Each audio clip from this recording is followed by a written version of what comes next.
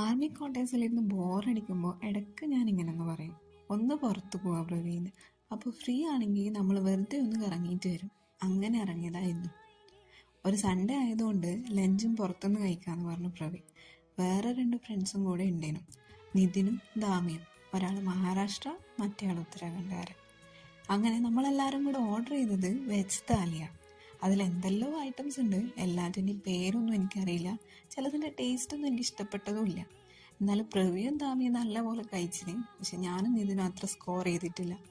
അത് കഴിഞ്ഞിട്ട് നമ്മൾ പോയത് സാഗർ റോഡിലെ രാജ് പരിവാർ വിശ്രംഗർ എന്ന് പറയുന്ന സ്ഥലത്താണ്. ഇത് രാജസ്ഥാനിലെ രാജകുടുംബാംഗങ്ങളുടെ അന്ത്യവിശ്രമ സ്ഥലമാണ്. ഇതൊരു അന്ത്യവിശ്രമ സ്ഥലമാണെങ്കിലും അതിൻ്റെ ആർക്കിടെക്ചറും കൺസ്ട്രക്ഷനും ഒക്കെ കാണുമ്പോൾ നമുക്ക് അങ്ങനെയൊന്നും തോന്നൂല. എന്നാലും എല്ലാ റെസ്പെക്റ്റോടും കൂടി നമ്മൾ അവിടെ പോയി കുറച്ച് ഫോട്ടോസൊക്കെ എടുത്ത് ക്വാർട്ടറിലേക്ക് തിരിച്ചു വന്നു.